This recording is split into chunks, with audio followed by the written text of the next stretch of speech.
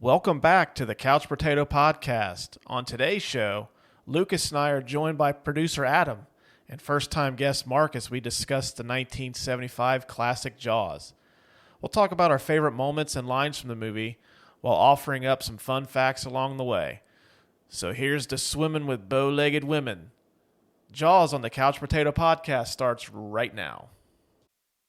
None of man's fantasies of evil can compare with the reality of Jaws.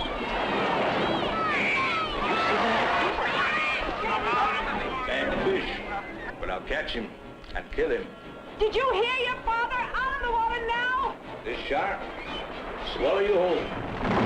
From the best-selling novel, Jaws, rated PG, may be too intense for younger children.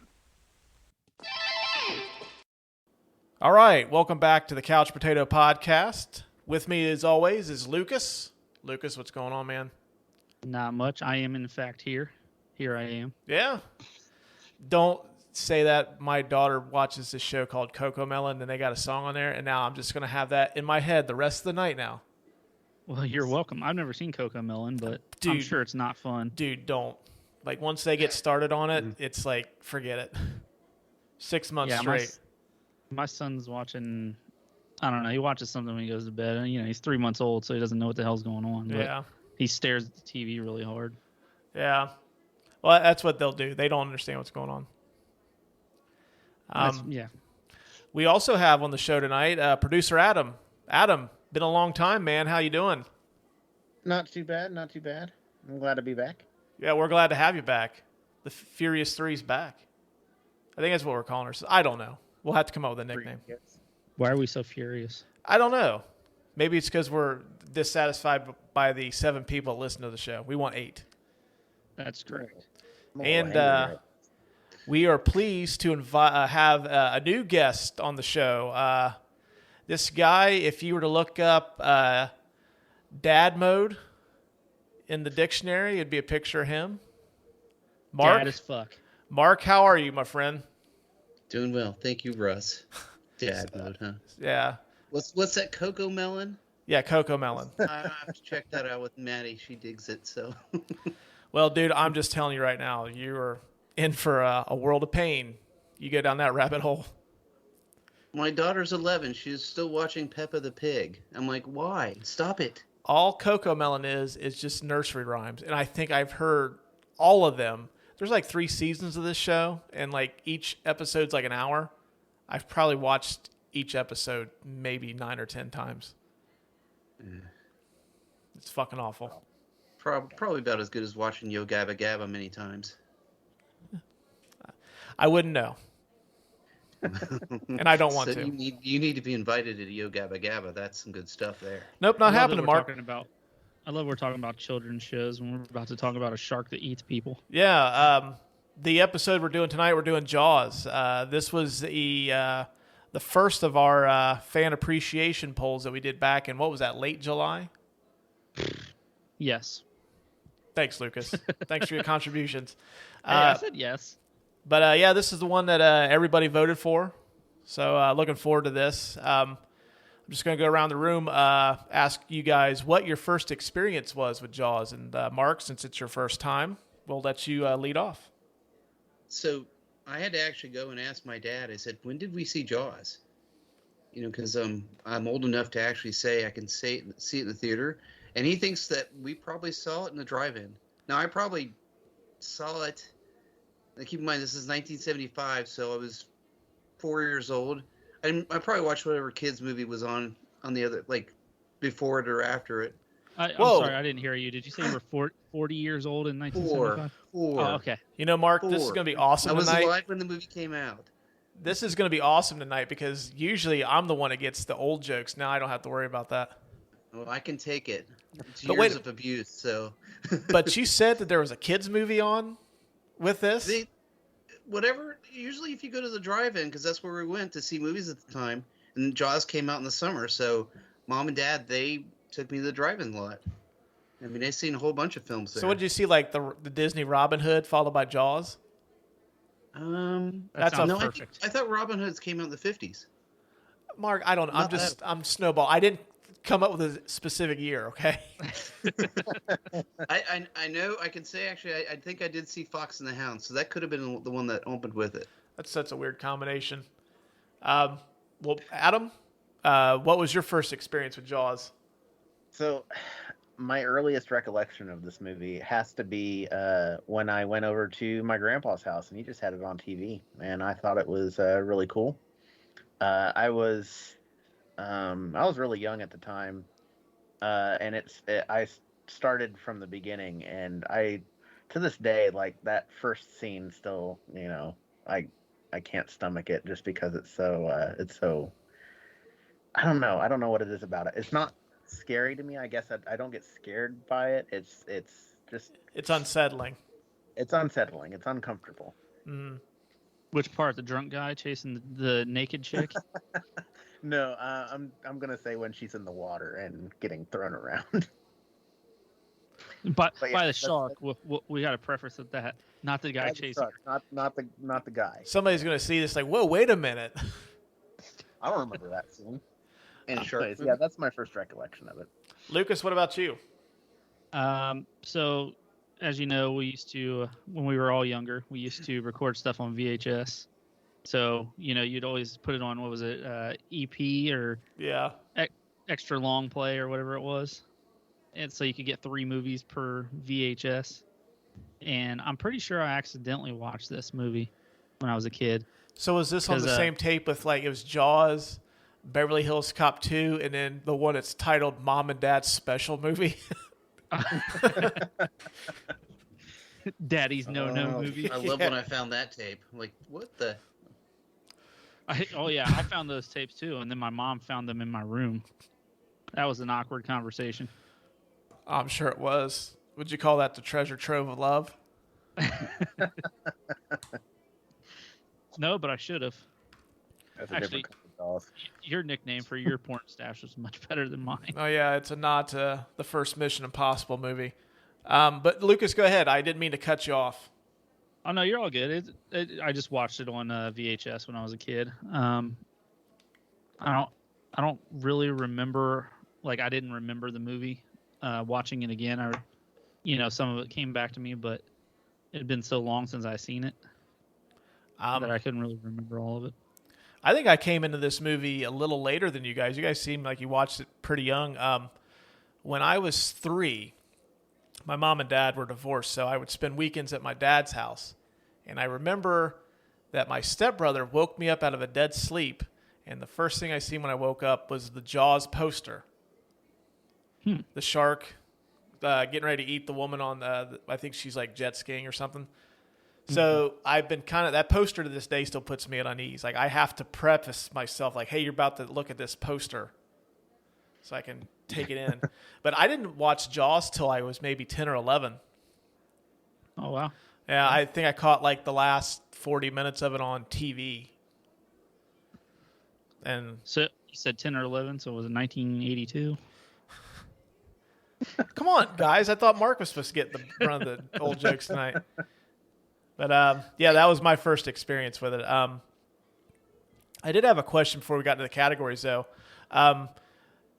This movie was kind of like a game changer for the film industry. I was just going to see what you guys thought about, like, what do you think? Like, how did this movie change the film industry? Mark, I'll go back to you first since you and I have a bit more experience with this. Yeah, the obvious answer to this, though, Russ, this is the first blockbuster that Hollywood ever put out.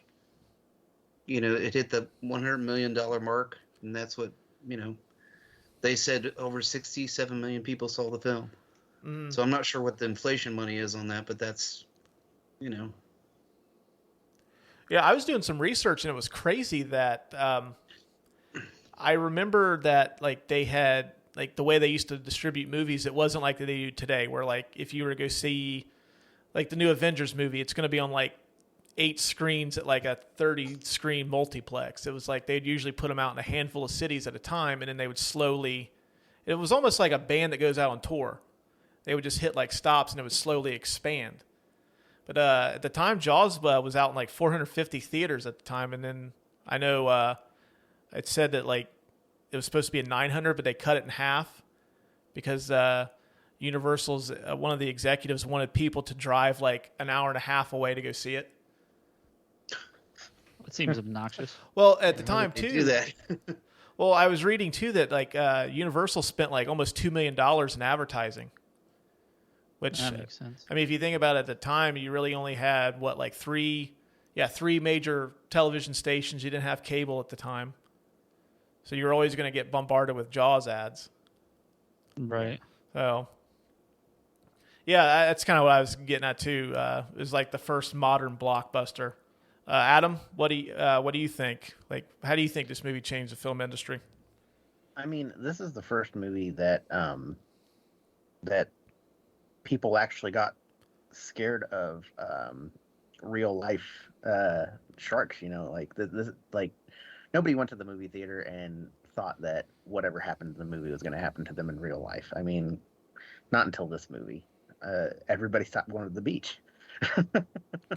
I think that's pretty cool for a movie like this, and when.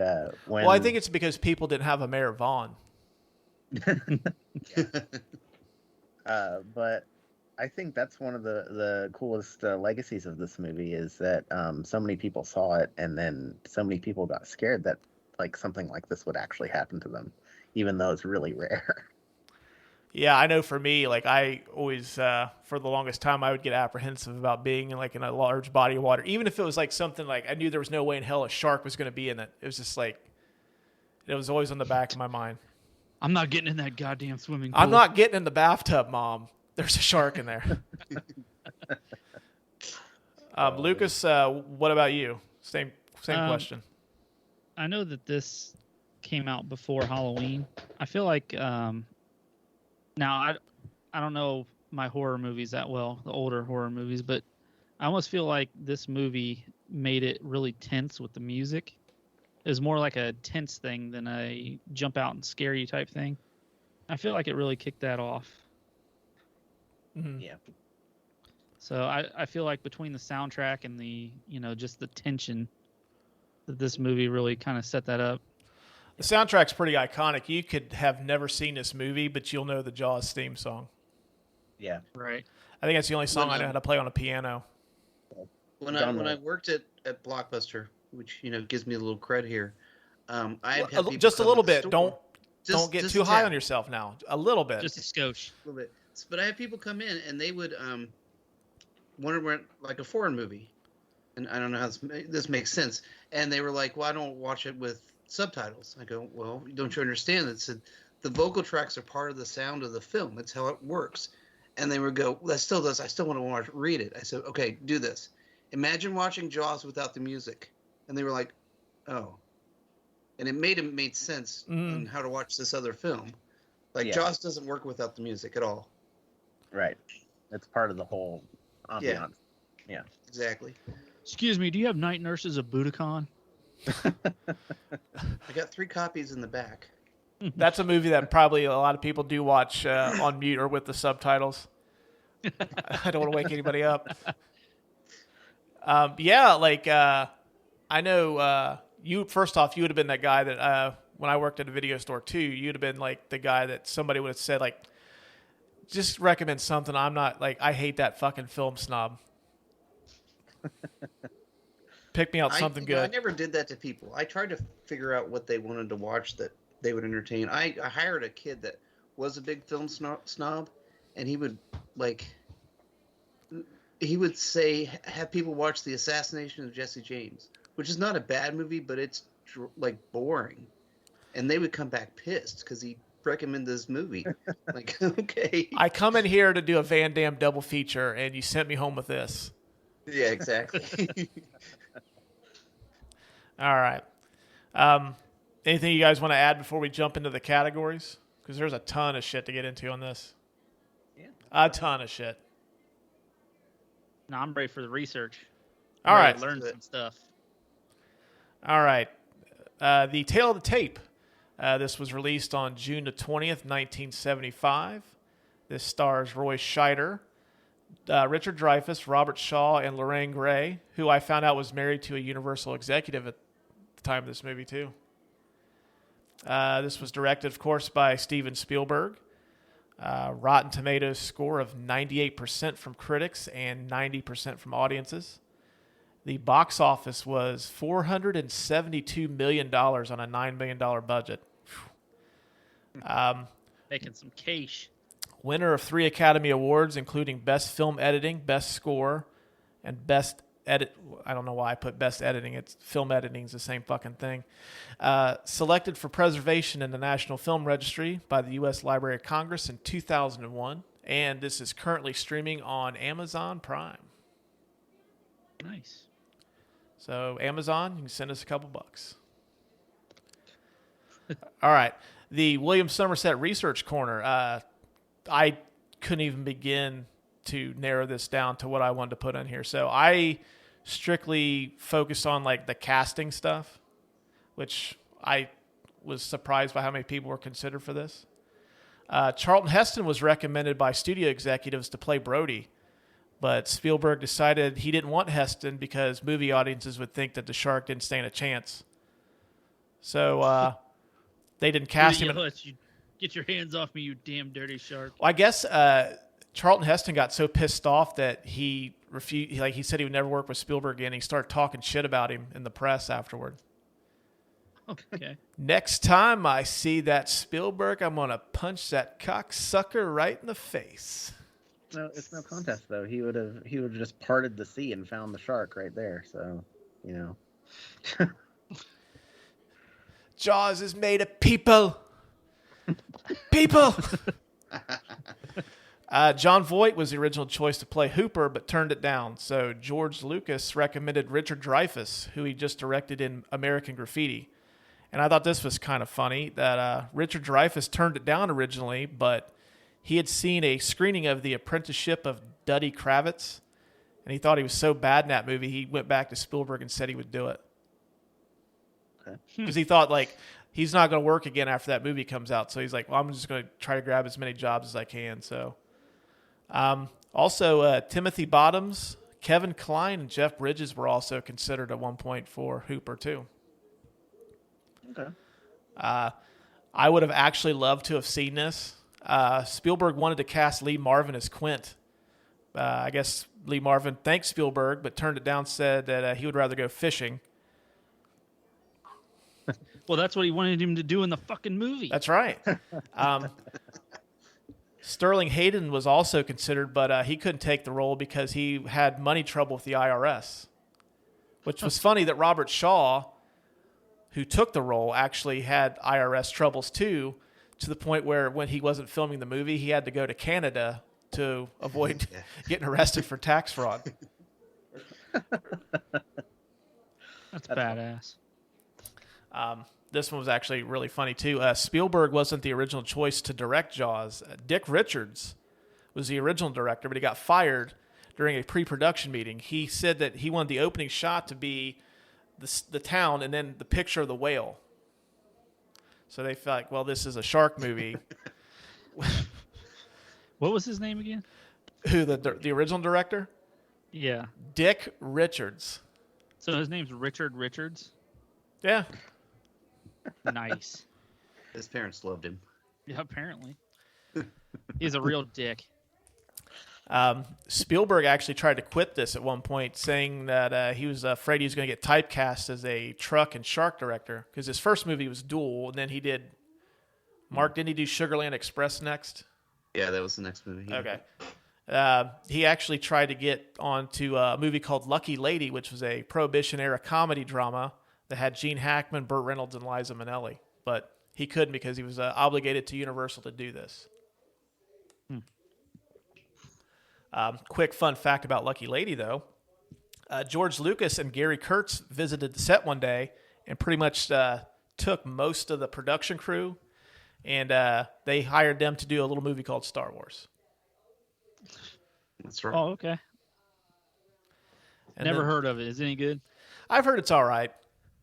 Mark's getting red in the face right now. Like, if you could see the video, he's got a standee of Kylo Ren and Rey in the room that he's doing this in. I just thought you guys might appreciate that, considering where they came from. Well, no. We don't mention Big Blue around here. And then the last one that I have, this was supposed to come out in Christmas of 1974, but it ran so far behind on schedule that they had to push it to June of 75. That's all I got. Delay. That's all I got. Lucas, what do you have? So the shark, everybody calls it Jaws, actually has a name. And its name is Bruce, and it was named after Steven Spielberg's lawyer. So he loved his lawyer so much that he was a fucking man-eating shark, I guess. Wasn't that what most lawyers are, or sharks? Pretty much. Yeah. At least the ambulance chasers. For all the Pixar lovers in the room, Bruce the shark from Finding Nemo is named after that shark. Oh, yeah? Yep. My name, Bruce. Hello. Lucas Cydrus, everybody. He's a man of many talents. Impressions, fun facts, dancing. My facts were so fun that you guys just kind of sat there and stared at me on the screen like that's a. I'm not even paying attention. What was that again? Is Lucas talking right now?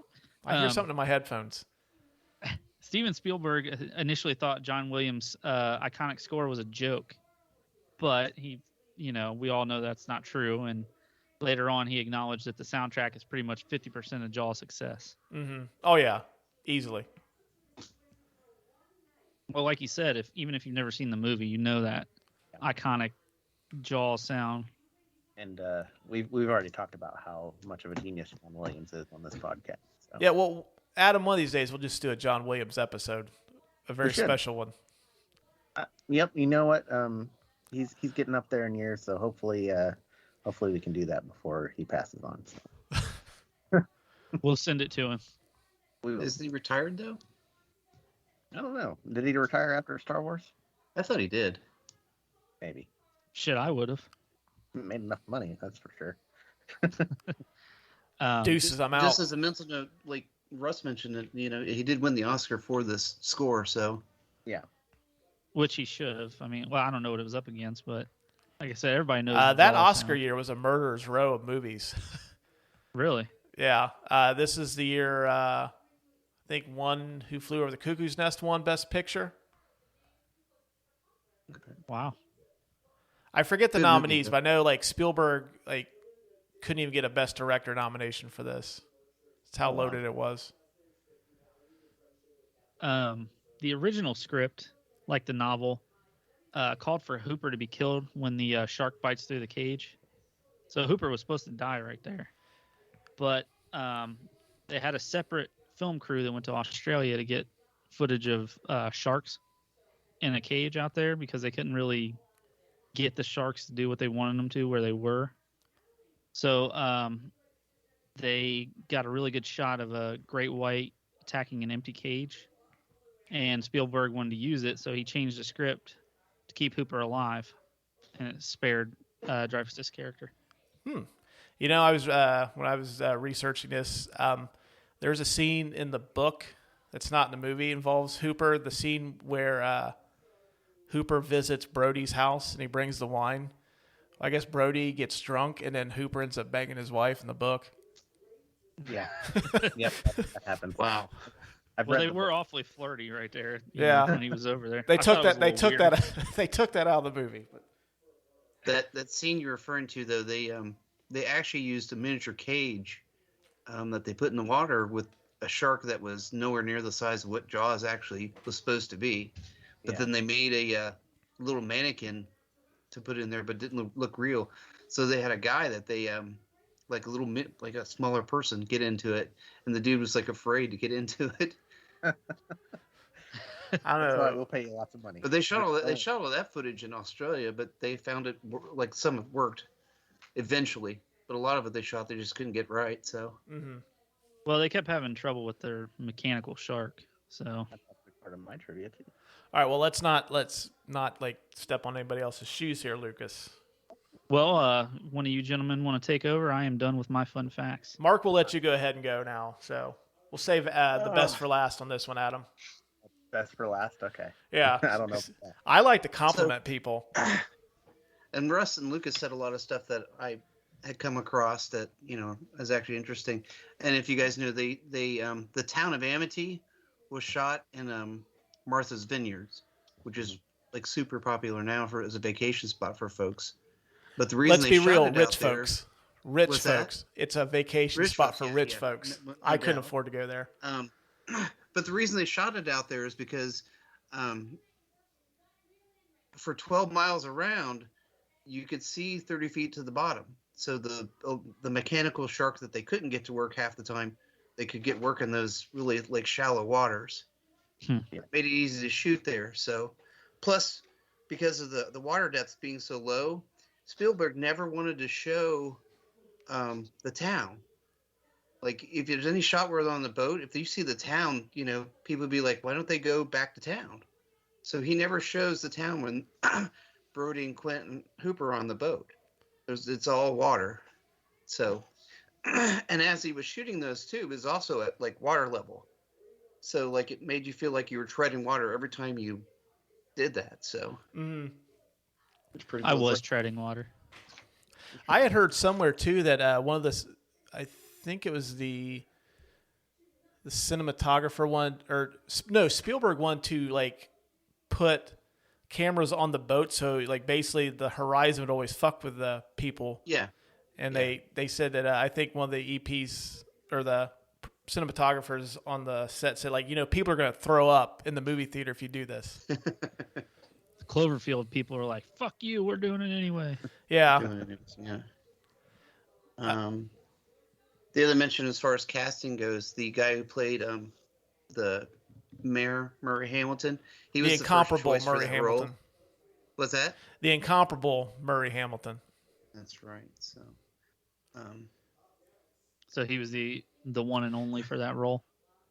Oh yeah. And Spielberg, they said it was probably one of the hardest production shoots that he ever had to do. Like throughout the thing, he would call the shark the great white turd because the mechanical thing would never work. So it's hysterical. So, and they said at the last scene where they blew up the shark, and if you didn't know the shark blew up, well, watch the damn movie. Spielberg was nowhere near it. He was on a plane, and they asked him, "How's the last shot going?" He goes, "I don't know. I'm not there." Now was that when he left the set for good? Yeah. Well, see, they were doing like pranks, and the cast in the last couple days, but he was like, "I'm not going to have it." He didn't want anything bad to happen to him. Yeah. Well, like I would imagine that scenario is kind of like if a sports team fires their coach or their manager, like it may not be the manager's fault, but he's the one that's going to take the blame. So yeah, I would imagine they're probably going to fuck with him pretty hard. Yeah. So he's probably just like, I'm out. Yeah. The other thing I found out is, and I didn't know this too, the guy who went to the production designer and said, "Hey, we're going to make a mechanical shark that works in the water." The guy's name is Joe Alves. And he was like, "Yeah, let's do this." He thought he was going to get a lot of bounce back from it and like grief about making a shark that would physically work in the water. And the guy was on board, so it was really good to it. So well, they would have had to have done that. A mechanical shark. See that you have a guy dressed up in a suit. Yeah, I don't know. Be the Godzilla effect, I think so. I said that. I just imagine the end of the movie when Quint dies. Originally, he was supposed to get tied up in the shark. The shark was supposed to go down with the barrels. The barrels were supposed to drag it down and die that way. So, and Spielberg changed the ending and really pissed off Peter Benchley. But he was like, this is the quote Spielberg said, "I've already got them on board for 90 minutes. They will watch whatever ending I put in front of them." That man ain't wrong. Nope. No, he wasn't wrong at all, so. If he's wrong, I don't want to be right. Yeah. I mean, not to say that Spielberg hasn't had some bad endings to some movies, but this one was a good choice, even though the believability, like they were saying, you can't like shoot a tank and have it blow up the shark. It's just not physically possible. And he was like, "No, they'll buy it. I've got them." Mm-hmm. Yeah. So, all right, that's about all I got. What do you got, Adam? Well, I got a few different things here. Going off of the the blowing up of the shark scene. Steven Spielberg actually wanted to do a callback to Duel during that scene too. That sound effect that you hear when the shark is blown up is actually the truck from Duel going off and falling. He wanted to put that in the movie. It was you read that it was a dinosaur sound that they come up with, like a Tyrannosaurus Rex. Yeah. He wanted the big groan from the truck to be the big groan from Jaws dying, blowing up. When you said that, sorry, go ahead. No, go ahead. I was just saying when you said it was a callback to Duel, I thought at first you were going to say that Jaws is going to take on a truck. You know what? That would be a cool movie. I think Steven Spielberg should do that for the next Jaws. That's a fucking sci-fi thing. Don't even try to do They that, should have done that Spielberg. for Jaws 3D or Jaws 4. They should just change the Jaws 4 to like Michael Caine versus shark versus truck. What the bloody hell? Get paid. Oh yeah. Actually, I think if we gave Michael Caine like $100, he'd probably be on this show. Hey, Challenge accepted. Hey, Chris Nolan's going to be on this show, Mr. Caine. Here's $50. You want to be on it too? Oh, splendid! I'll be on there. And then like, he'll be on shortly, Mr. Caine. Trust me. I'll make a few calls. I'll see what I can do. Oh, bloody hell! My Sorry, my impressions aren't on point tonight.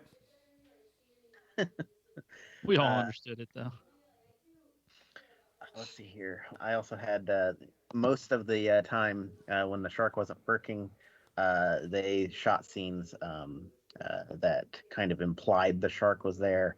At one point, they actually lost the shark. If you listen to the DVD commentary, they lost the shark in the water, and I think it was like 1 or 2 days before they fished it out. And so to make up for that, they shot scenes like the scene where the dock breaks off and chases the two guys that are fishing and things like that, so that you don't have to see the shark. It kind of played into what Steven Spielberg wanted at the beginning, because he didn't want everybody to see the shark all that much. But a lot of that was because, well, the shark didn't work half the time, and some of the time it was just gone. Well, I think that's why the movie works, is the fact you don't see it that often. Yeah, it's the tension. You never know where it is. In the documentary I watched, Richard Dreyfuss was talking about the fact that they sat around so much waiting for the shark to work. They'd hear like announcements. The shark is still not working. The shark is still not working. And then finally he said, one day he said on the announcement, says, the shark is actually working. The shark is working. Hooray, finally. Adam, I hope this isn't in your notes, and I hope I don't steal this from you, but going off of the fucked up shark mechanic thing, George Lucas, as you said, Russ, visited the set, and he was fucking around with the shark. He put his head in it, and to mess with him, Steven Spielberg closed it. Well, it malfunctioned and wouldn't come off his head. So they had to mess around and try to get it off his head. It took him a little while. Isn't that the same instance? I think it was Spielberg, John Milius, who was a director. He was one of the writers on this. Like, didn't they run out of the room and leave? Yeah, Lucas I think yeah. Francis Ford Coppola was there too. But yeah, that's right. Yeah, that's the other guy. That happened, and they had to talk about it afterwards. Let's see, what else do I have here? The film was rated R at one point, and then they trimmed down some of the severed body parts, and it got a PG rating, which I think is still crazy. We're going to get to that later. Yeah, we're going to get into that later. I'm not going to go too far into that.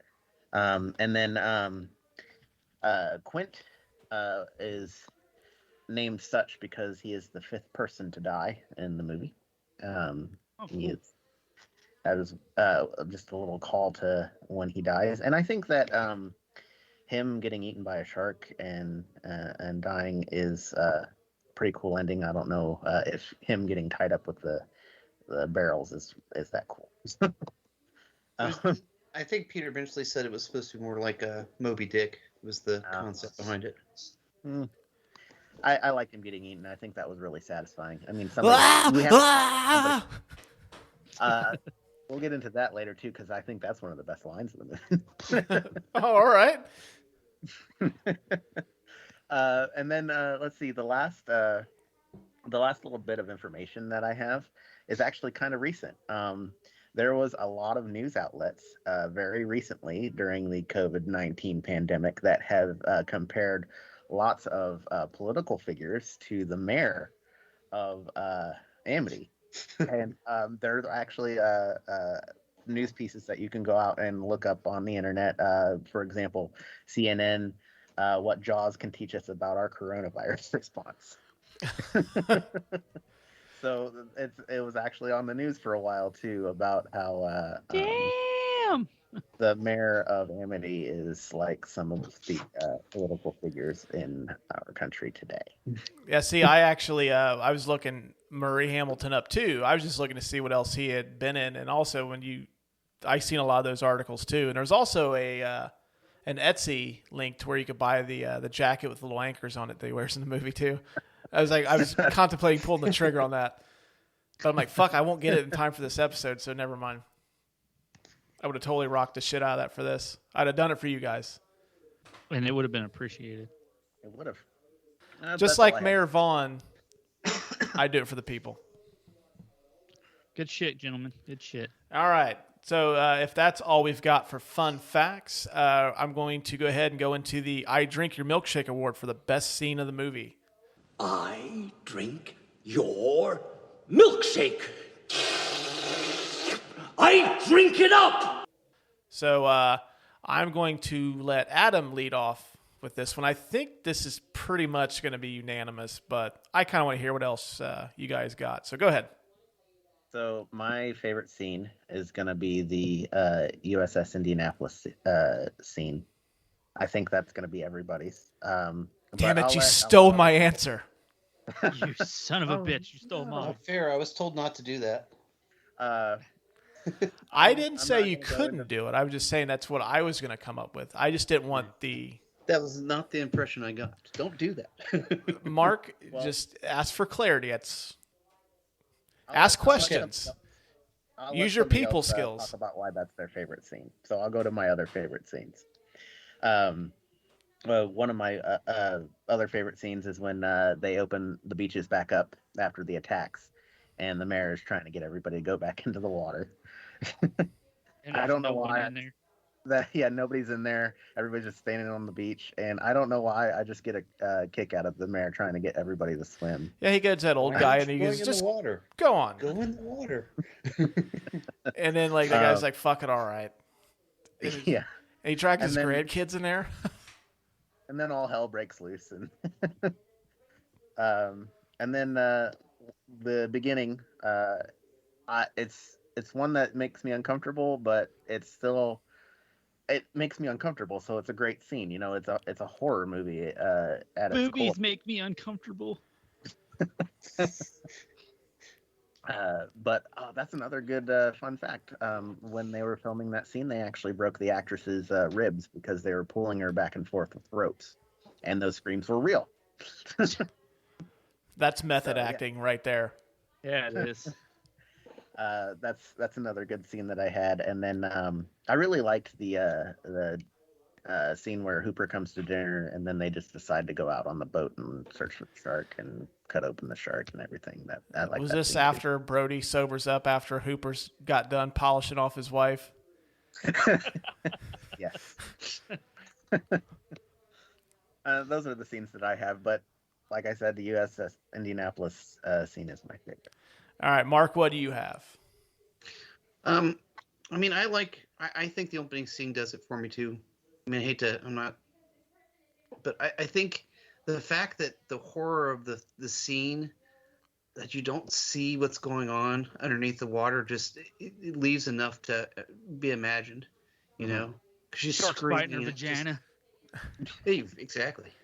So, but sure. I mean, and also I think it set a tone for a lot of horror flicks after that.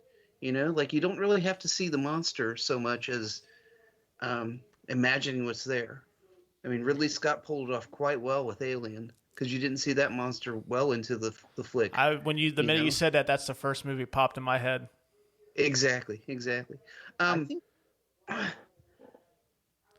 And I like Adam's take on the Indianapolis scene, but mostly because the whole, like, you see the whole thing where everybody's comparing scars and like movies on beyond that. So it's taken a life of its own. Mm-hmm. Yeah. So, though one of my other favorite scenes is probably not everybody's favorite, is the scene where Brody and his son are sitting at the table, and his son starts duplicating what he's doing. That's a really good scene too. I have that in an honorable mention. Yeah. I mean, it's just one of those things that I always thought Spielberg did well, to where he could take a simple shot of somebody in a house or something, like a family, and it made you feel like you were at home, even though you're in the middle of a horror movie, or if you're seeing aliens come down from space, or both instances.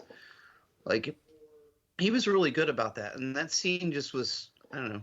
I think I actually did that with my own dad when I was growing up. He started doing something at the table, and I copied him. He was like, "What are you doing?" Like, Dad, we just watched Jaws.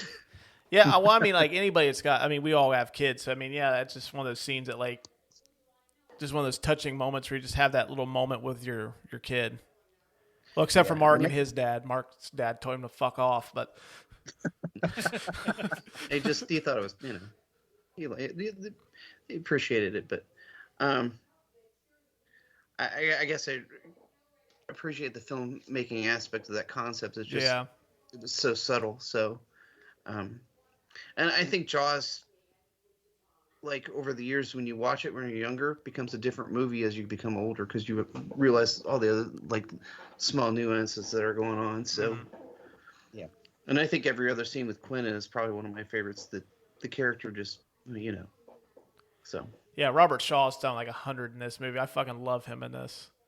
Yeah. Lucas, what do you have? So I have the Indianapolis as my favorite scene, but the reason I have it as my scene is just because of the tone of that whole thing. You feel what he felt there. You know what I mean? Like, you felt like you were a part of that crew, and he was bringing you into that world. The way he tells that story, he really brings you into that. Yeah. And you feel like you were there watching him survive all the shark attacks and the torpedoes and everything like that. A scene that kind of spoke to me a little bit, because, as you said, we're all parents. Just the sheer panic when the shark goes into the little bay and his son's out there. Mm-hmm. Because we all want to protect our kids, and how the fuck would we feel if our kid's out there with a giant, man-eating shark? Yeah. Him running down the entire beach, not stopping, not being out of breath, just all the adrenaline going into him, grabbing his son out of the water. That just kind of, you want to protect your kids like that. Mm-hmm. I think the way that scene was pulled off, and the mother coming up behind, panicking and all that stuff. I just feel like the whole scene was just felt very human to me, Yeah.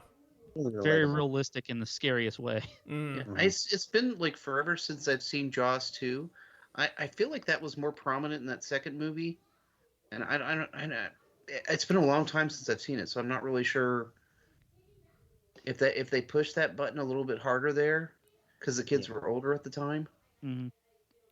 Yeah, I thought about going back to Jaws 2 also, because that's the only other one that you can really even kind of halfway enjoy. Yeah, it's hard after Jaws 2.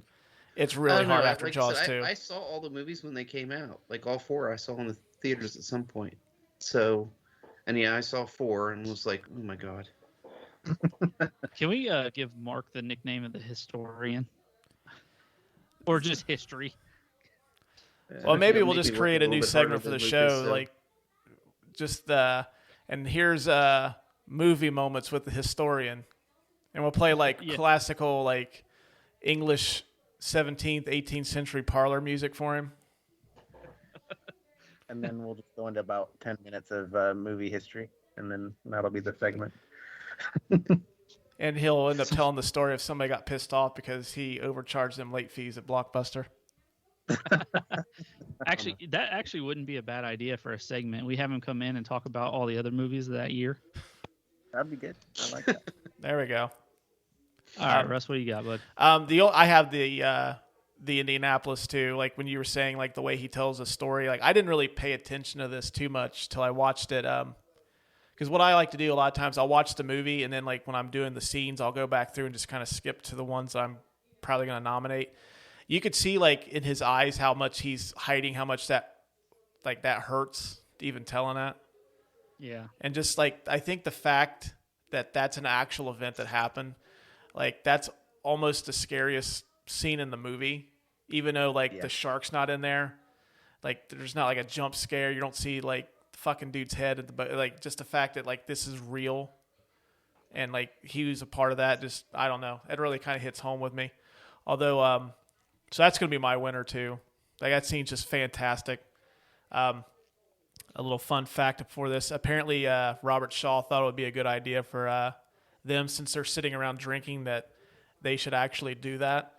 So I guess Robert Shaw got so shit-faced they couldn't use the scene at all. So I guess he called Spielberg the next morning and begged for another shot at it. So I guess 7:30 in the morning, cameras start rolling. He fucking nails it on the first take. That's awesome. That's method acting right there. Yeah. Getting shit-faced on the set. And then I guess apparently there's a lot of like I was reading some rumors on like this scene was kind of like 3 or 4 different people were involved writing this. Like I guess playwright Howard Sackler wrote the original idea. Like, hey, let's have Quint be a part of the USS Indianapolis. And then I guess John Milius wrote like a 10-page long treatment of the scene, and then like Robert Shaw trimmed it down to what we got in the movie. I can't. The way that it's delivered, and Yeah. I wouldn't say the short time, but the way he delivers it, you know, it being any longer than that, I feel like would have been a problem. It's probably one of my top 3 movie monologues of all time. It's really good. Mark, didn't you tell me that it was either Mark or Adam, didn't you tell me that this was Spielberg's favorite scene he's ever directed? Yeah, it is Spielberg's favorite scene, you know. Even though I'm sure he's pissed he had to reshoot it, but... Mark, did you just run fucking dead, like, wind sprints? Right. You still for I had to get Charger. About to lose some power. Well, hey, you know what? We could have kept this going. You didn't have to try to break Usain Bolt's record on our account. Nah, it's okay. I got it. I don't know. I kind of enjoyed watching it on here. Just watching him run back and forth. I have a couple honorable mentions, though. Like, the whole 4th of July attack is pretty good. That scene's fucking scary, like, especially if you're, like, a parent, you've ever been to the beach, and, like, I don't know, it just freaks me out. Then, like, the last 30 minutes of the movie is just fucking awesome. And if I catch it on TV, I'm, like, parked for the rest of the... Yeah. For the rest of the movie, like, you just get, like... I don't know, they have that whimsical music when they go chasing after him. Yeah, I think it turns the movie from a horror flick, you know, with the dun-dun-dun to the... like, more of an adventure film. Like, it changes the tone. Well, yeah, I've always felt that Jaws is like 2 movies. It's like you get the horror aspect, and then when they get on the boat, it becomes like an action-adventure movie. It really does. Yeah, exactly. And plus, like, I don't know, like, today at work, I had, like I've said, like, I try to watch, like, my favorite scenes again to kind of, like, pick them apart. And I was watching Quint get eaten by the shark at work, and I had it cranked up full volume, and I think my boss walked by and just heard Quint screaming. Probably like, what the fuck is he doing in there? He coughs up blood in that one part. He's like, oh yeah, dude, that seems fucking grisly, and we're gonna get into that here in a couple minutes. But yeah, I think, are we in agreement that Indianapolis wins this? I mean, it's yes. Oh yeah. Yeah. Okay, harumph. Yeah. We said harumph, Lucas. You can't add anything else to this category now. Oh shit. No. Just piggybacking off of. No, I'm serious. We're done. What they did, what they did last week, where they were talking about the worst scene. Oh, that I've got that. Do you? Yes, it's a brand new category. Right now, it's still the official name's to be determined. But for this episode, we're going to call this the I Don't Like Sand, It's Coarse and Rough Award for the worst scene of the movie.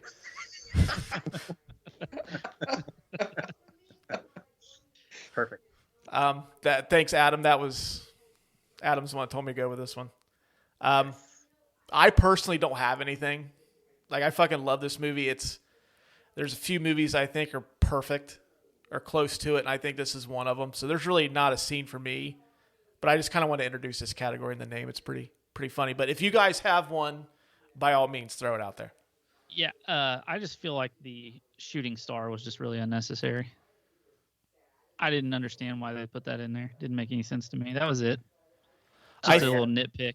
Well, I think it would have worked better if you would have seen like that shooting star, and then like it panned over to Mayor Vaughn looking at it, and he sees it, and he goes, "Please don't let a shark eat anybody on the 4th of July weekend." Please. That would have made the scene much better. Summer dollars. Please, I need them. Do either one of you guys have a worse scene of the movie? No, I don't have a worse scene. Every scene is pretty much fantastic in this movie. Even if it's not fantastic, it's at least necessary. Mm-hmm. So, Mark looked at the camera like when I said that, like he was gonna fucking like try to slap me in the face through the camera. Like, how dare you even say that there's a bad scene in this movie? No, I'm like going, I wasn't prepared for that. So I'm like, and you're right. It's a perfect film. I mean, I don't think you can cut anything without it being, wrong. Yeah, I wanted to introduce this category, and I really wanted something to be on there because like we had fun with it last week, but watching this, like, fuck, there's not one I can even think of.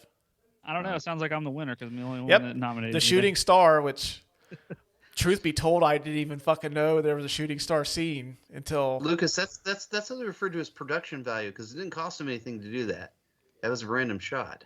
So really, although I will agree, at least I think so, that since you didn't like that scene, I think I just made it a million times better. You did. I would have been cool with that. That would have been hilarious. All right. So the next award we got is the King Kong Ain't Got Shit on Me award for the best line of the movie or best dialogue. King Kong ain't got shit on me. We'll call it the best line. I think this is going to be pretty unanimous too. But Lucas, I'll let you lead off. What do you have? Well, mine is actually "Smile, you son of a bitch" before he shoots the shark and blows him up. Oh my god! I do like. What I thought it was. I like that one too. I don't think it's not my nominee, but the fact that me and Luke, who's been on the show many times, we've used that phrase to one another when we try to get someone to laugh. We'll just say, "Smile, you son of a bitch." Yeah.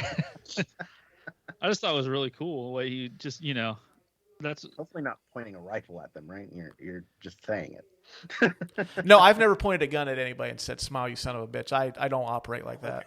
I use the "Have you ever danced with the devil in the pale moonlight with a knife?" I think it's much classier. But yeah, the way that, he says that and then fucking blows the shark up. I mean, come on, that's so cool. Mm-hmm. Roy Scheider looks fucking cool as hell holding that gun too. Like he just he knew he was going to hit it. I think I seen something where Mythbusters dispels that, where like that couldn't have happened. Right. They did a show. Oh, they did do that. Okay. Yeah, I don't know. One of you guys fill me in, like on the experiment. I just kind of briefly seen it. They tried to make it blow up like that, but the best they could do is make a really loud sound. They couldn't make it blow up the gel layer that they stuffed it into. So, all right. Well, it was Quint. Quint was inside his mouth. He was all full of alcohol, and it made him blow up. Yeah, that's probably what it is too. Let's go with that theory. Robert Shaw. I wonder if the bullet, kind of like a gas tank. If you shoot a gas tank straight on, it's not going to blow up like they do in the movies. But if you skip it on the outside and cause a spark, I mean, that is an oxygen tank. Yeah. And they are very explosive. It's also in the water, and it would just make a giant bubble. I like Mark's theory though. It's kind of like the shark had it's basically like a Molotov cocktail inside of his mouth. So that's my nominee. All right. What do you have, Mark? You're going to need a bigger boat. Yeah. Well, do you have any other nominees? I say that, but and I said this earlier, anything that Robert Shaw says in the movie, his entire, like I said, he's dialed up to 100. Everything he says is great. Yeah, I sent Adam a meme. We were talking about doing this on Friday. I sent him the memes like, here's to swimming with bow-legged women. I'm going to be one of my best friends to get married soon. If I get a chance to toast, I think I'm going to say that. Perfect. Excellent. It's like, what the fuck does that even mean? Why do you have a microphone? Are you going to sing that song about Spanish girls too? If I get loaded enough, yeah. Fair enough. I know what I'm feeding you then. All right. Good deal. So you don't have any other? That's the only one you got? No, that's the best one. Yeah. I mean, it's been quoted, misquoted, used. I mean, everybody knows it. Yep. Adam, do you have anything else? You're gonna need a bigger boat. But I have some other nominees here, and they're literally the exact same as you and Lucas. It's Here's to Swimming with Bow-Legged Women and Smile, You Son of a Bitch. I do like that line too when the mayor tells Brody that, like, they're not going to do a half-assed autopsy. Oh yeah, Like right in the middle of everything and have the Kittner boys spill out. Yes. I like that. He's just such a piece of shit when he delivers that line. But yeah, it's got to be, you're going to need a bigger boat. I mean, yeah, like you said, it's been quoted thousands of times. I also like when all the fishermen are trying to go out into the water with all these random ideas, and then Hooper's just like, "Yeah, that guy's gonna be a hot lunch." Mm-hmm. All those They're people all gonna in the die. boat are gonna die. Yeah. They're not getting out of this lake or this lagoon or something. Yeah. All right, so we're all in agreement again. That's you're going to need a bigger boat is the winner. Yeah. Yeah. This is an old category, but it's got a new name. It's got a new coat of paint on it. It's the McLovin Award for the best supporting performance of the movie. So now we just call it the McLovin. Isn't that much easier than saying like the Lou Brown give him the heater? It is. That's a mouth. Especially if you don't give him the heater. Yeah, I think everybody knows McLovin. Mark, I'll start with you. Who is your nominee for the McLovin? It's probably the mayor. It's got to be. It's Yeah. just so slimy.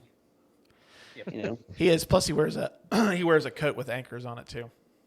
I mean, if I were swimming the other way, I would have to say Mrs. Kittner. Just because. Oh, dude, yeah, she's got two scenes. Like that one where she smacks the shit out of Roy Scheider. I guess she actually done that numerous times.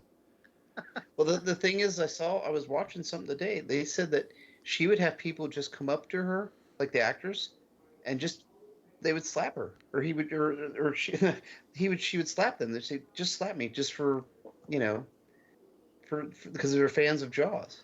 You know what? I love this movie too, but there's no fucking way I'd let anybody slap me in the face. No. Unless you stop having people do it just because it was just old. So, Yeah. See, if I ran into a member of the cast of Jaws, I'd be like, "Hey, can you hold this oxygen tank?" Hold on, I'm gonna grab my rifle. Yeah. Stay right there. I'll be right back. I read. I think as far as a bit character, like in a movie, that one stands out. Mm-hmm. Yeah, those are both good nominees. I actually read a story where apparently the actress that plays Mrs. Kittner went into a restaurant, and I guess there was a sandwich on the menu. It was like the Alex Kittner sandwich or something like that. And I guess she told them that she played Mrs. Kittner in Jaws, and then the owner of the restaurant comes out, and it turns out it's he played Alex Kittner. That's the first time they'd seen each other since the movie. Yeah. That's really cool. That was a cool little tidbit. Adam, who's your nominee for the McLovin? It was the mayor, and I can't think of anybody else for the best supporting role because I mean I just like it so much. He's so slimy and he's so he's one of those people that you love to hate. See, actually, I don't. I kind of think he's like one of those guys that you kind of hate, but like you kind of like him too a little bit. I don't know why. I like him a little bit. I mean, I understand where he's coming from, but it's like, dude, shut the fucking beach down. I understand where he's coming from. He wants the town to do well. That's summer dollars. Lucas said it earlier. Summer dollars. Summer dollars. But I mean, in the long run, he makes poor decisions and he's a bad person. We'll put this in perspective so you guys understand. Back to school dollars. All right. So, Lucas, do you have anybody you want to? Sorry, I was trying to comprehend Mark's joke for a minute. I just fucking spaced out. I was fucking lost for a minute. I was like, you guys lost that one. Yeah. No, I have Murray Hamilton as Larry Vaughn, but just to be different, I'll throw out Bruce the Shark because he did nail his scenes. He was pretty excellent when he was on the screen. The shark is not working. When he was on screen. That's the key term there. When he was on screen, he was the best. Not so much the rest of the movie. That's a definition of a bit performance right there. Right. He did exactly what he needed to do. He ate those motherfuckers. Paid $3 million for like a minute's worth of work. And he got stuck on George Lucas's head, so there you go. Have you seen that picture of George Lucas, or not George Lucas, but Spielberg inside the shark's mouth? Yeah. I thought that was a really cool shot. It has nothing to do with what we were talking about. I just thought it was cool and figured I'd mention it before I forgot it. Has everything to do with what we're talking about. We're talking about Jaws. Oh, yeah, that's right. We are talking about Jaws. I guess I need to take back I'm glad the you're old. back. Yeah. Sorry, Mark just like stumped me for a minute, and I'm fucking lost now. All right, so we all in agreement. Murray Hamilton wins this one. Although I do like the Mrs. Kittner nominee. That's really cool. And poor Roy Scheider for getting shit, like just the shit slapped out of him numerous times. He's a trooper. Yeah, he is. All right, so Murray Hamilton wins that one. So that takes us now to the Eric Stoltz Award for the performer you would recast. I don't have anybody. Maybe get a shark that has a better work ethic, but yeah. This is honestly like you know how I am with older movies. I don't like to shit on them, but I haven't watched a lot of older movies. I actually didn't really start watching movies a whole lot until I graduated high school, really. I mostly played video games and played outside. So I really don't know any actors that they could have, replaced them with. Right. Well, I mean, even if you did though, like I don't really think that. I think they nailed this perfectly. Like they got like people that were like famous enough to where they could headline a movie, but it's not like they overshadow the movie. I mean, I see why Spielberg didn't want Charlton Heston because I think at the time he was still probably talking shit. Because he was talking shit. God, my Charlton Heston needs some work. But yeah, but I mean, like they're not like they're actors that you can believe would be a sheriff and a drunken fisherman and a marine biologist. Not like, oh, hey, Charlton Heston got elected sheriff of this small town. He's going to kick that shark's ass. I'm going to kick that shark's ass. Well, Robert Shaw is absolutely perfect in the role, and we all agree with that. I was looking because somebody came to mind. Do you guys know who Oliver Reed is? Oh, yeah, I know who Oliver Reed is. Also another famous drunken actor. But still, can you see him as Quint a little bit? A little. Yeah. I mean, a little bit, but I wouldn't take him over Robert Shaw. Robert Shaw is the better choice of the two. Actually, like Quint's my favorite character in this movie, so I'm going to be a little biased for that. Lucas, if you want to know who Oliver Reed is, his big part was in the movie Oliver. Was a musical back in the I can't remember if it was in the 60s or 70s, but more recently his last role was in Gladiator with Russell Crowe. You sold me queer giraffes. Okay, yeah, I know him. Yeah, he's the one that says, you sold me queer giraffes. God, that movie's so good. That is a good one. I don't know. We mentioned Lee Marvin. I think instead of Ray Schreiber, Lee Marvin wouldn't be too bad as Chief Brody too. Well, no, they wanted Lee Marvin for Quint. No, I know, but I mean, just switch him that way, Because he makes a good stand-up guy too. I don't know. Like Lee Marvin always strikes me as type too. Like he's kind of half drunk in most of his performances. I don't know if you could.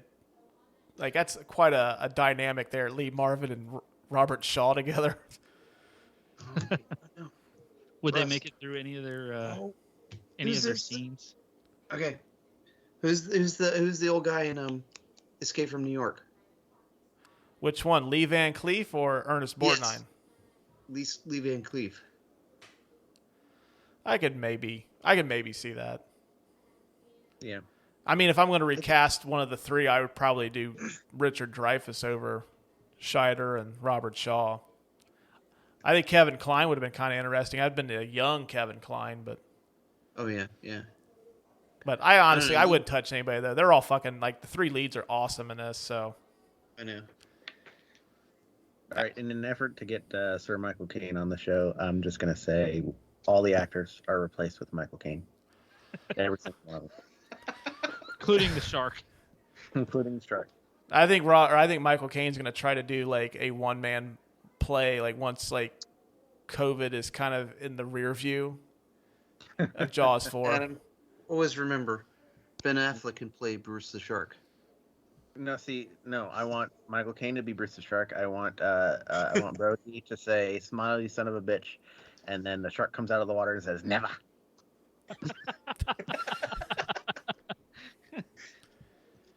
All right. Enough of the Michael Caine stuff. I think that might lead into like a 40-minute where we just write Jaws 4 the musical with Michael Caine playing everybody, even Lorraine Gary. All right, so we're pretty much in agreement that there's some interesting possibilities, but you wouldn't really cast anybody. Correct. All right, the unsolved mysteries of the movie. Join me. Perhaps you may be able to help solve a mystery. Pretty much this is for questions that you have that were never answered during said movie. I only have one is I know that the rating system was it was either G, PG, or R, but how the fuck is this a PG movie? That is a good question. It is awfully violent for a PG movie. A very violent movie, and I like, even though they trimmed some of the scenes with like, limbs coming off and people getting eaten, like it's still pretty darn gory. You don't see the actual gore, so if you see a body part, it's not bloody. It's just a stump where you're not seeing like the other end of it so much. Quint got fucking eaten in half. Yeah, I was gonna say Robert Shaw might disagree with you there. Not anymore. Well, yeah, it's true, not anymore, unless he's a ghost. He gone. When the leg goes down, I guess they when the guy gets eaten in the bay, they cut a lot of that out. Apparently, he gets like torn apart, and those scenes never made it into the movie. Well, the one on the scene in that same scene, he was supposed to have grabbed Brody's kid as he was like outside of the shark's mouth. Yeah. And they had him strapped to like a seat, and they shot it, and they were like, Spielberg was like, okay, that's too much. We can't do that. Yeah. It had an R rating for most of that. But I don't know. Like I think for a PG movie, like I know, like you would never see like somebody get their head cut off in the Mighty Ducks, or you'd never see like. I don't know. Which movie are you watching, Russ? I don't know. That's what I'm trying to figure out. We're trying to answer this question: is how this movie got a PG rating? My childhood just got fucking dark. Gordon Bombay cut by Coach Smith. Isn't that Lane Smith's name in that Coach Smith? Yeah. They get into a fight after that last game, and little does somebody anyone loses their whole entire. Yeah, little does anybody know that like. Coach Smith has a Hattori Hanzo blade in his trunk, and no. Emilio Estevez gets shot in the end of the movie. Oh wait, no, that's the other movie. Okay, yeah. Mark, I don't know where you're going with that. Does anyone else have a mystery of the movie that they need to have solved? Or we'll try to solve it. Lucas, what do you have? I do. How in the hell did Mrs. Kittner have a child that young? Because she looked old as shit in this movie. Well, I think in the 70s, people aged differently. Like, I know Robert Shaw in this was 52, but he looks like he's 70. Yeah. I mean, for him, that's what's smoking like 2 packs a day, and breakfast is a bottle of Jack, lunch is a bottle of Jack, and then dinner's 2 bottles of Jack. But I think people just age differently in the 70s. Mrs. Kittner, for all we know, is like 27. I don't know. She probably had Alex when it was in the 60s, Lucas, so she was probably, a swinging chick then. So she just looked old as hell, man. Yeah, she did. Well, in her defense, though, she had been grieving. Like, the only time you really see her is, like, she's trying to find her son, and then she has just buried him, so. No excuse. Put the damn makeup on. Well, I mean, I'm just saying, though, I think after those 2 instances, you're not going to see somebody that looks like fucking, I don't know, like Halle Berry. Halle Berry. Although if Michael Caine does the one-man Jaws before he does Jaws 4, maybe they'll recast that. I don't know. All right. That was Mark, my question. Mark, do you have anything? Yeah, I have a question that always bothered me. Okay, so Hooper gets out of the cage, right? And swims to the bottom of the ocean. Why didn't the shark go after him? That's exactly what I was going to say. And I also was going to say, like, why didn't Hooper help Brody at all? Like, I'm sure he saw the boat, and I'm sure he saw the shark, like, around the boat. It's like, oh, I have this harpoon. I'm just going to stay down here and wait until he dies. Well, I think I can answer that one. It's because it's a giant fucking shark. Is why he didn't decide to... 25 why footer. didn't the shark go after him? Yeah. Apparently the shark is really smart. Love the cage. Why not go after him when he's swimming down there? Yeah. Because otherwise he wouldn't be able to fucking swan dive on the back of the boat for no reason. Yeah, true. It could have been. It could have just been one of those things where you're just like, you know what, fuck it, I'm done with him. I'm just gonna go somewhere else. I'll get him later. Dinner's a lot easier up here. I'm gonna go eat this guy that smells like whiskey. I do like Richard Dreyfuss though when he goes and hides. He does like that primitive SpongeBob meme where he's just kind of like he's got his hands. He's like kind of looking around real quick. So I'm just gonna lay low for a while. Maybe I can throw a crab at him or something. So. Yeah. Jaws 5. Jaws meets SpongeBob SquarePants. No, that's Michael Caine on Broadway. Okay, yeah, we'll add SpongeBob. We're just like throwing this shit together now. I think it's going to happen, and I think Michael Caine will do it. That's the awesome part about it. Never. Nope. I think if you give him $100, he'll do it. I'm sure he's been sitting on the sidelines for a while. Heck, if he won't do it, I'll give him $120. Michael Caine plays every role in Jaws except for Mrs. Brody. And then we just threw SpongeBob and his crew in there. Yeah. Are you saying he wouldn't fuck himself after he got all liquored up? All right, I think we're done. Lucas just put something in my head I'll never get out. All right. I'm glad Adam laughed at that because Mark looked like he was going to throw up, and your face was I got to work in the morning. I did throw up. Just it's off camera. All right. So if we don't have any more mysteries that need solved, final award is the I'm the King of the World award for who wins the movie. I'm the King of the World. Who's the performer or the aspect of the movie that makes us stand out? So I will lead off with Lucas. I just have the 3 main actors. Okay. Why do they win? I mean, because between the 3 of them, you really can't pick one that has a better performance than the other. As you said, you believe it's a chief of police. Is he an oceanographer? He's a marine biologist. And a rich one. Just a crazy ass drunken sailor that kills sharks for sport. And then like oils their bones. Did you notice that?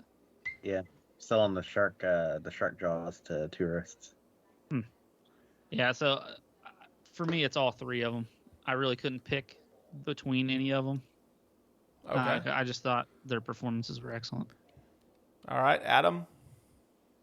I'm gonna have to say Robert Shaw steals this movie for me. Like, I know that we all chose the Indianapolis scene, but aside from that, like Mark even said it, he nails every line that he has, and I think that without Robert Shaw, the movie's not as good. But there are a lot of different pieces of this movie that make it a good movie. Like we were talking about before, the music makes it good. All the different actors make it good, but I think the person that stands out the most is Robert Shaw and the character of Quint. Okay, good choice. Mark? Actually, I'm going to say Spielberg. I think this is the movie that really set him on his pace, because he does Close Encounters after this. Of course, he does 1941 after that, but that's still a favorite of mine. I mean, you got John Belushi to do stuff. And then you get E.T. and then Indiana Jones. I mean, without this blockbuster film, I mean, this thing could have been a huge dud. I mean, Spielberg stuck with it. And he had said that he had nightmares where he woke up, he was dreaming he was still on day 2 of the movie. And he had that nightmare every single night before he shot. And they've been filming it forever. Mm-hmm. So, granted, he walked off the set on the last scene, but still, without this film, we don't get everything that we got from him. Yeah, that's he's got to have this experience to make it work. Mm-hmm. Yeah, Spielberg's who I have too. I mean, like, this could have easily went completely south, and then who knows if he even makes anything after this or anything to this caliber. And the fact that, like, Jaws, for probably 95% of the directors in Hollywood, would probably be their best movie they've ever made.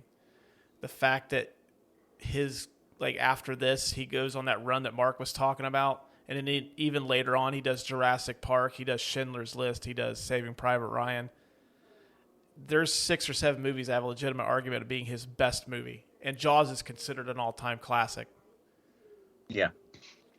The thing, too, is, and I was looking at this and I wanted to bring it up earlier, after Jaws, there are approximately 80 other films about sharks in some form or another. You know, without Jaws, we don't have all these other movies, which, granted, most of them are junk, but... Hey, don't you shit on Piranha. Piranha's fucking awesome. Yeah, Piranha was after it, but no, I'm just saying, like, just shark movies. So... That it had that genre that was great. I guess there were 2 movies before Jaws that were obviously nearly as good because they didn't make that impact. But the fact that there's this many films made on this subject matter after that, you know, in my mind, that's like, hell, they could have made another 10 Star Wars movies, you know. Well, yeah, I mean, made a bigger impact. Well, yeah, and even the fact now to this day, people, when they go into the water, some people I'm sure still think of Jaws when they go into, like, the ocean. My oldest daughter won't. Oh, she really? Won't go that far in the water. No, she won't do it because I showed her Jaws when she was 6 or 7. Okay, that's a good age. I thought, like, you were gonna say, like, I showed her Jaws when she was 2. Because when I tried to watch this, Jaws was like a movie that I had to watch after my daughter went to bed because, like, she would have been up for fucking days. Yeah, I think it's so weird that, like, something that's so rare, like shark attacks are super rare, and it's super rare to get completely eaten by one. Like, that's unheard of, and people are scared of getting eaten by a shark, even though it never really happens. And even if a shark bites you, it's because it's trying to, like, you know, find out what you are. Apparently, according to a whole bunch of marine biologists, like, people don't taste good to sharks. Mm-hmm. So yeah, they don't really, and tiger sharks are usually the ones that eat people or bite them more so than great whites. Yeah, they're more aggressive. I think that's just, like, this movie make people scared of something that doesn't happen. Well, Eli Roth, the horror director, just came out with a documentary, or it's getting ready to come out, where he's talking about, like, how people are, like, killing sharks, and, like, Jaws has, like, even to this day, is still a big reason why people go out and kill them, because they think they're these dangerous animals that, like, well, I'm in the water, there's a good chance I'm going to get attacked by a shark. Like, he did an interview with Chris Jericho on his podcast, but I didn't really check out the episode too much. But I know that, to this day, like people are still afraid and they're even going out killing sharks, and this movie has a lot to do with it. But I think Spielberg that's my choice for this. So we need to decide who wins because it's a split Spielberg. vote. Yeah, I'm gonna side with you guys. He's one of my favorite directors of all time, and I can't argue with that. Like Robert Shaw is really good, but he doesn't hold a candle to Steven Spielberg. So I'll side with you guys on that. Lucas, you siding with us? It's pretty much 3-1 now. After the disaster really that this movie kind of could have been with, the way they filmed it on the actual ocean, the shark being a problem. I know one of the boats, one of the orcas sank. So they almost lost 2 days worth of filming because the film would have been ruined by salt water. So the film did get wet, but because it's done in saline, they said the film was fine. That's good. Yeah, they actually shipped it out and developed it and said it was good.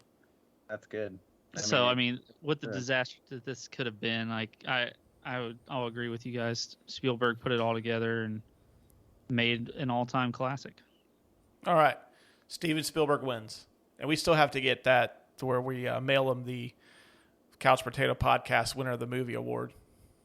It's going to be really hard to get that to Steven Spielberg, I think, though. Well, it's going to be hard to get to anybody that we've given that award to. Let's be real. It's true. Unless we do like the Stone Cold episode, Brian Bosworth, I actually think we could get it to him. I don't know. The only flip side of that whole Spielberg didn't get to make all these movies is his next film is a West Side Story, which why? I don't know. Like he's been on a run lately that I just can't get into a lot of the stuff that he's made now. I think I know it's going to pain a certain listener that listens to the show, but I'm not a huge fan of Ready Player One. The Terminal wasn't that good. I'm just trying to think of movies off the top of my head he's done recently, but he's kind of I think he's starting to kind of hit the downward slope of his career now. Is he directing The Last Raiders or The Last Indy? No, he backed off that. James Mangold's doing that one. Which I'm okay with. James Mangold's a hell of a good director. I'll take that. Agreed, so long as Harrison Ford survives the pick.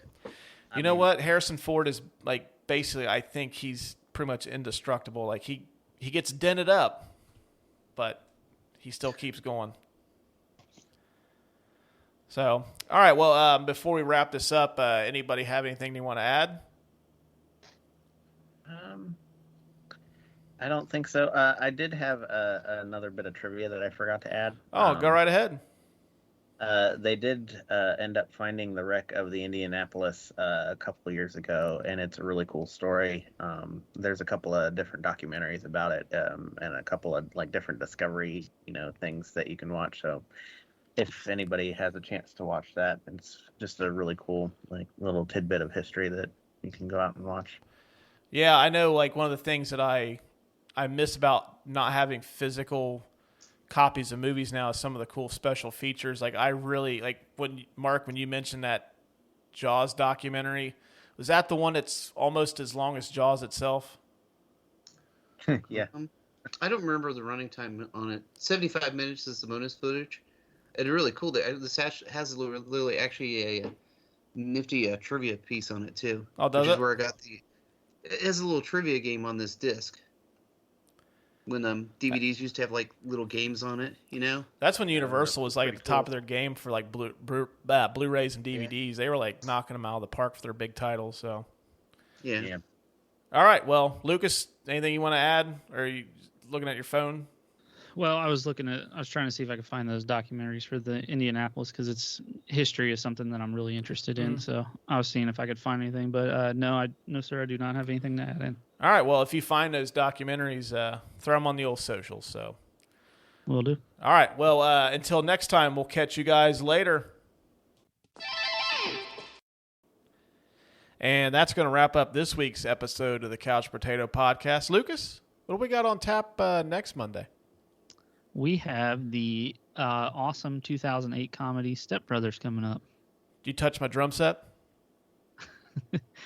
Well, if you did, it makes you gay because my drum set's a guy. I'm going to roundhouse your ass. This house is a fucking prison. All right, so that's what we got coming up next Monday. So until next Monday, we will talk at you guys later. Deuces.